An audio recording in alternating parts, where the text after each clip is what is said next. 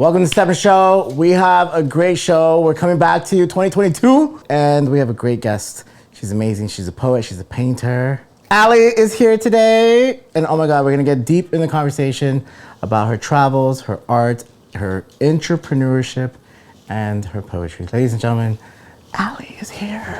I am here.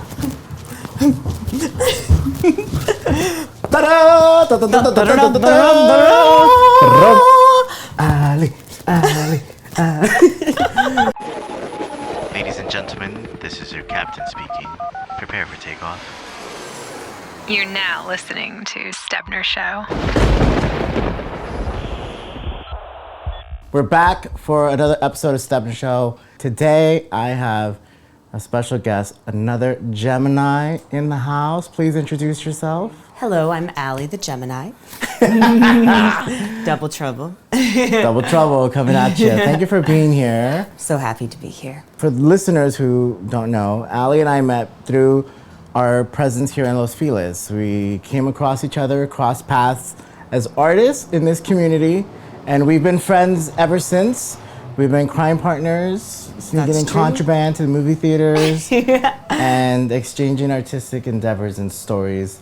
And thank you for being here today. It's a beautiful day. Privileged to have you. Such a beautiful day today. Yay, this light.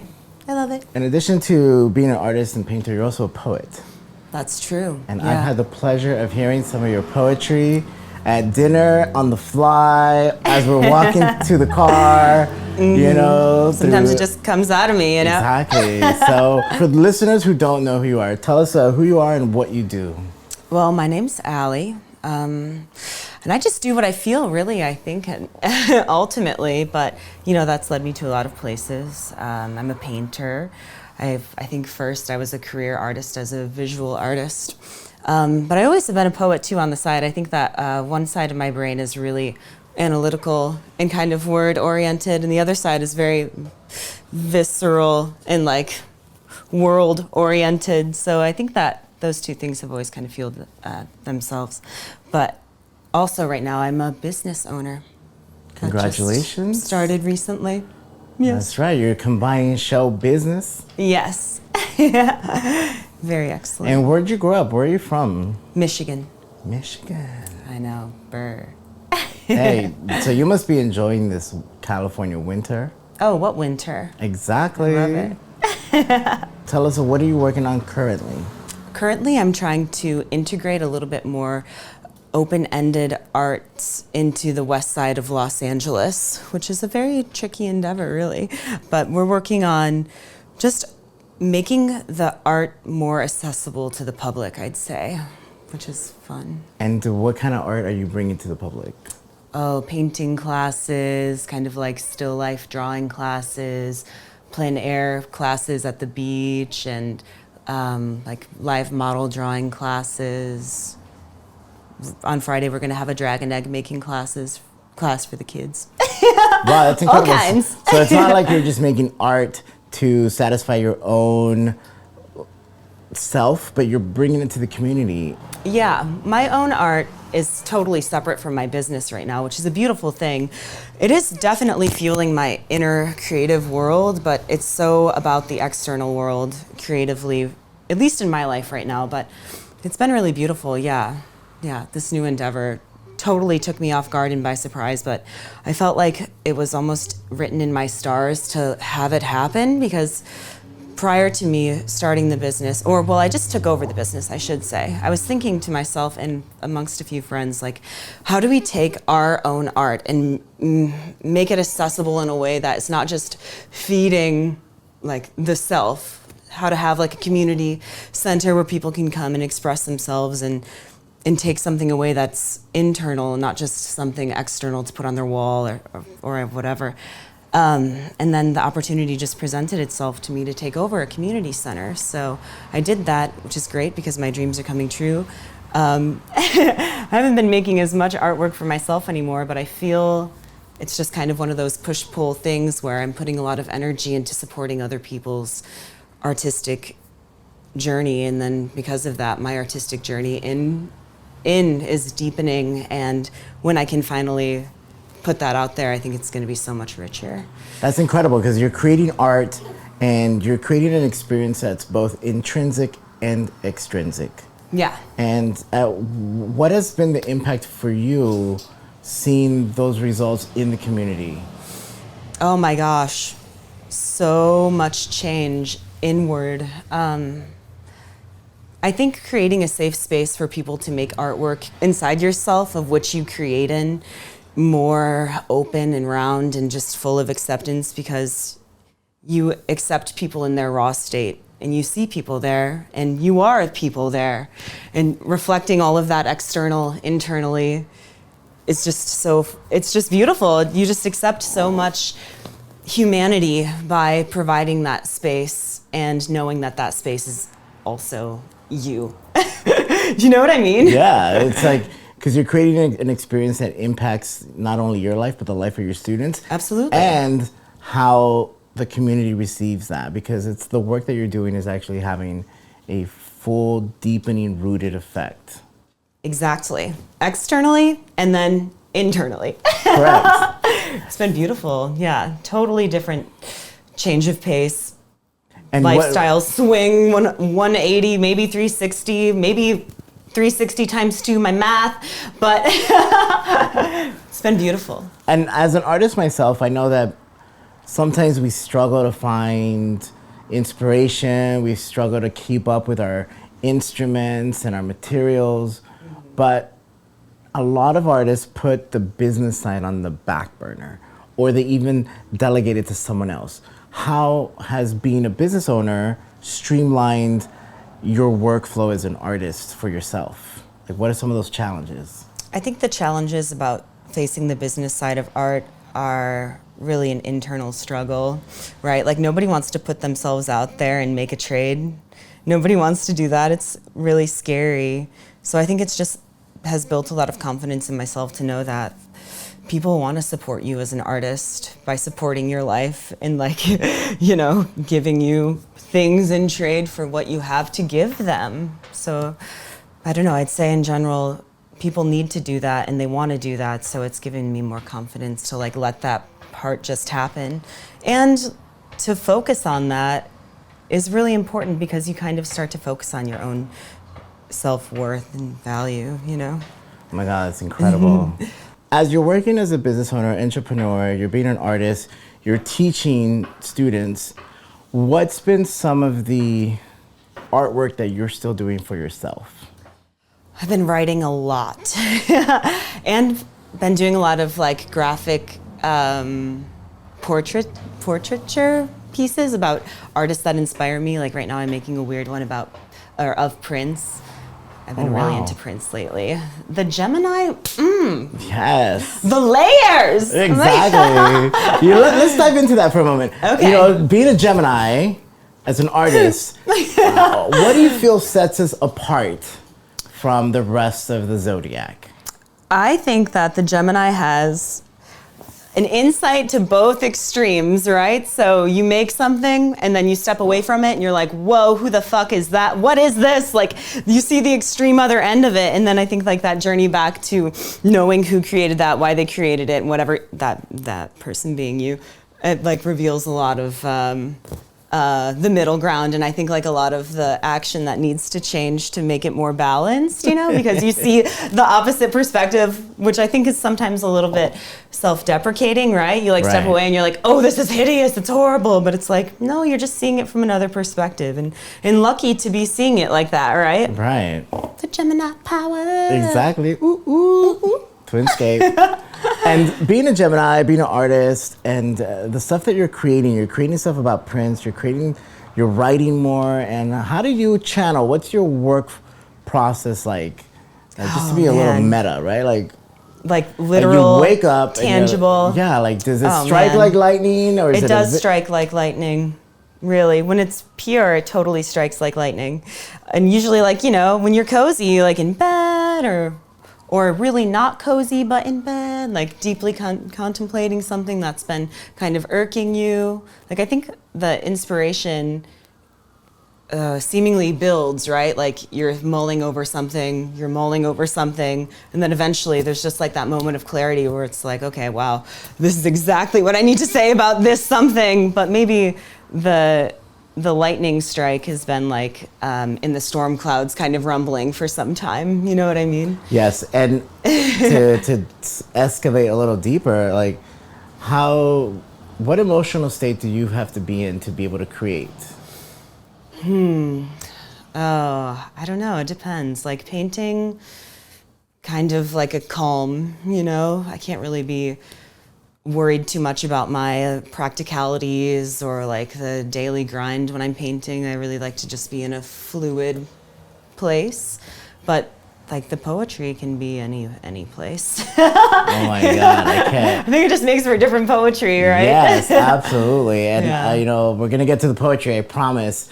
Ali, I'm going to put you on the spot a little later to do a poem for us here. But just to track a little bit more on the art stuff that you're doing, what have you found to be the most pleasurable work that you do for yourself as an artist? Abstract painting, definitely. What would that look like for someone that is listening but can't see what you're describing? Absolutely.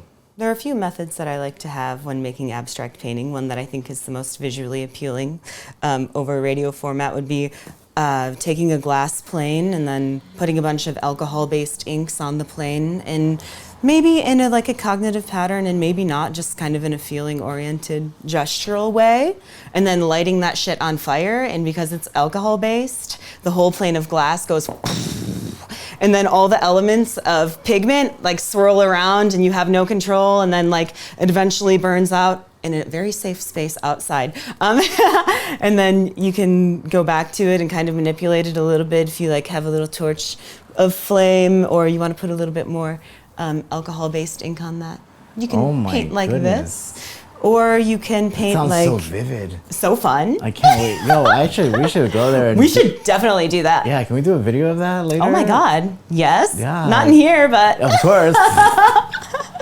Bye-bye house. Oh my goodness. And to wrap up the arts part, what suggestions would you have to people who are artists who want to create art, or people who want to buy art?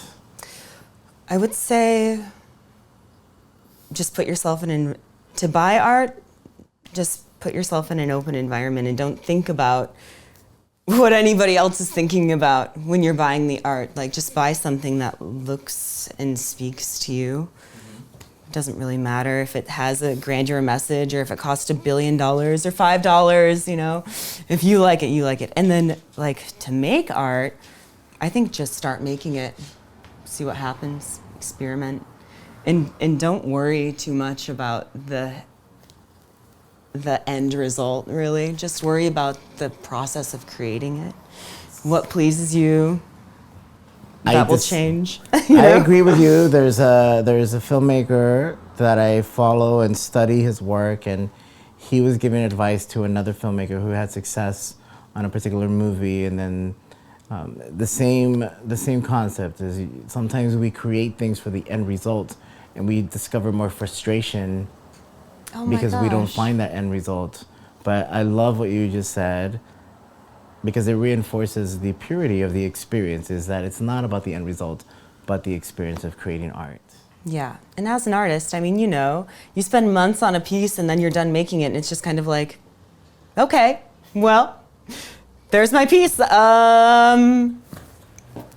Okay. It's not some explosion, especially Right. if you've been focused on making it into something. You had a vision. At the end, it's just there's your vision, and the process of making it is really what you remember. You don't Absolutely. think so much about the vision. You already had the vision, It's the experience of making it that always stays with you. So, Have you ever had a commission and it's been hard to actually deliver it? You ever get so attached to a piece that you've made for a commission that it's hard to actually let it go? Totally, yeah. One time I had to paint a portrait of someone and their brother in a kitchen, and I feel like I know them now. When I painted them, I feel like I created two characters in a world that maybe probably weren't really who they were. So give that back. And did you ever work on nurseries, like people's homes? Did I imagine that? I definitely did. I've created a nursery for my friend's baby.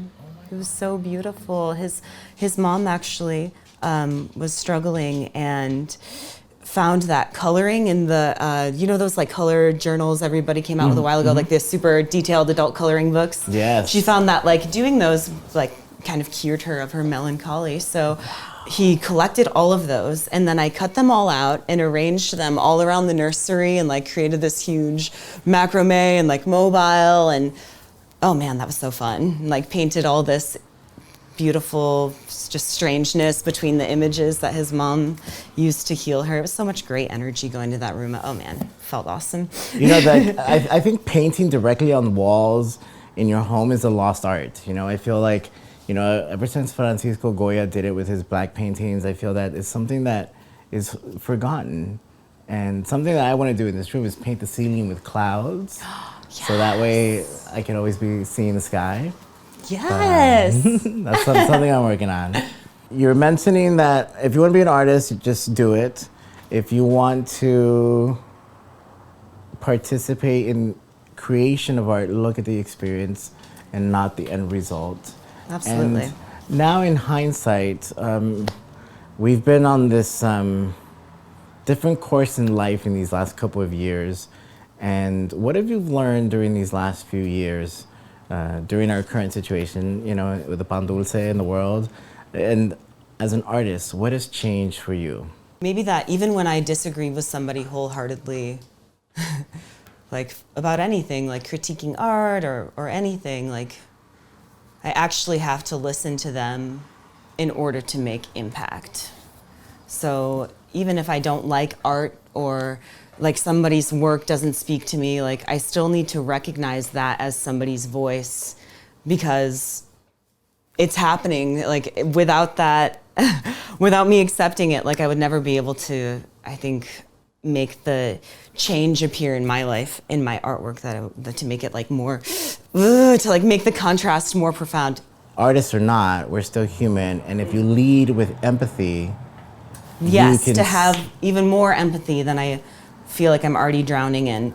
Right, and it's like if we lead with empathy as an artist or as a viewer of art, we can understand our human counterparts. Exactly. And we have to understand our human counterparts in order to really make progress and change. Like we can't just deny that and dismiss it. It's still happening. Like we still need to see those parts and be able to communicate with those parts in a healthy way. Yes. Yeah. And one thing I love about art is that I feel it's a little different than any visual or audio medium, where you can have a piece of art that's been around for 500 years, 1,000 years, or centuries. Knowing that, how do you reconcile with that possibility that your work could be around longer throughout the time? Well, I just hope that it's like, if one of those works stays, it's a work that came from a pure place, you know? Because work that we see in a museum doesn't necessarily represent like a political or a state of humanity. Sometimes it just represents that raw emotion that's always there, connecting throughout time, like that pure expression of just feeling and like being with the oneself and like creating something from that place. Everyone can connect to that, you know? So that I think is timeless. Wow. That stays forever. You know what I mean? Yeah. Like something that is also like staying forever might be like very directly representing a period in history, like Glenarca, you know? I can never say that word right, but like that is very political. Like we keep that around because when we see it, like we reflect on that and it's so vivid, and but not all work is like that. Like we sometimes just connect to it because of that pure essence that's like, you know what I mean? Yeah. Like being shown through the work. I don't know. Exactly. So hopefully the work is always being created from there. So if somebody sees it, it's that for that reason. I love it. I love Yeah. it. So we're sitting here in this room, and there's two bicycles, and every time I've talked to you, I've always been impressed by the fact that you don't have a car, and you live in a city, second biggest city in the country. You don't have a car, and the way you commute is through a bicycle. That's right. And tell us about that. Is that like, why did you? It's why the did best. The wind in my hair, my music's jamming, that lick of death, almost. It's a very dangerous city to be around on a bike. Totally. But I think people respect, they see somebody on a bike, they're like, if they actually see them, they're like, oh, whoa, risky. Exactly. Go around.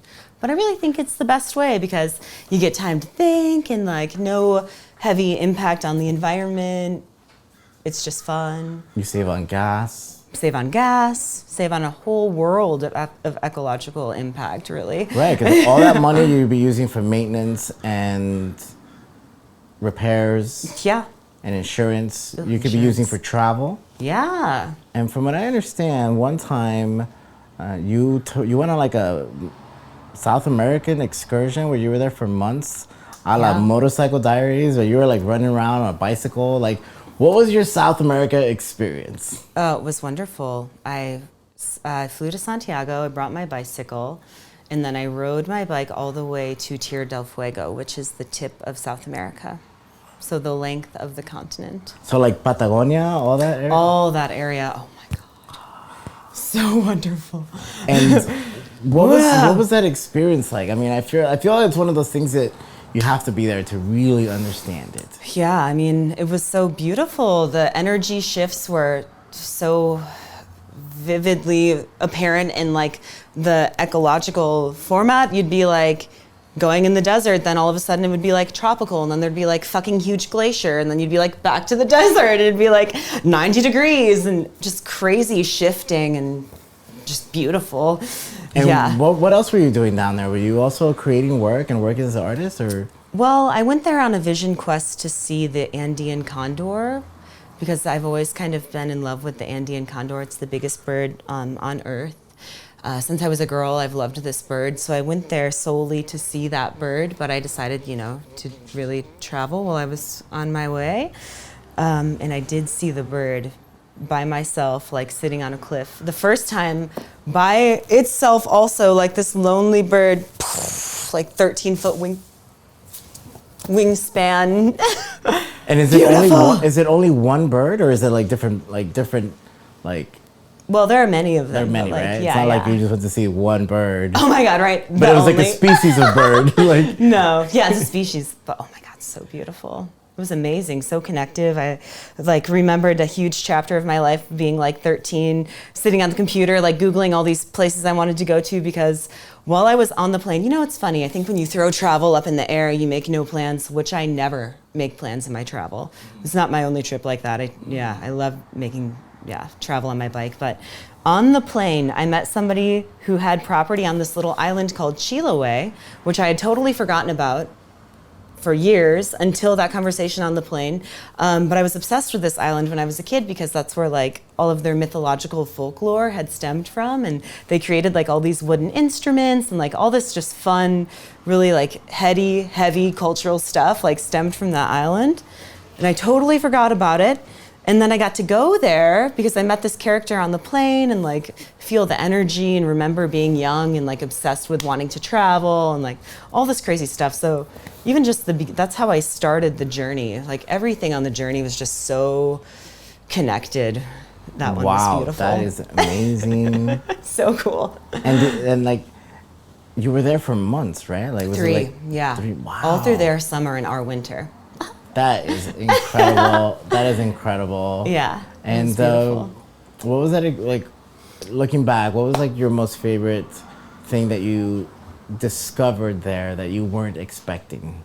Like, what was the biggest surprise? Well, like I said, I had made no plans, but I did want to ride on this road called the Carretera Austral.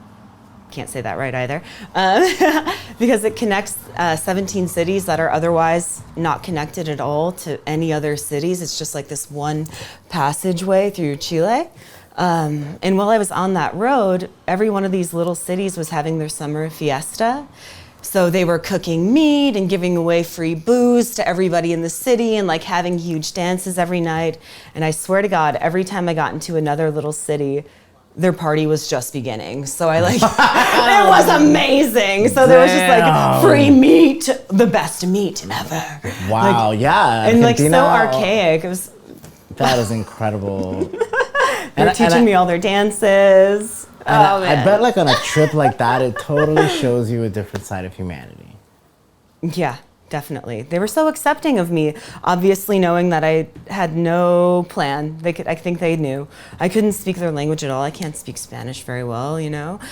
But just such peaceful and simple people. Like a lot of them didn't have electricity.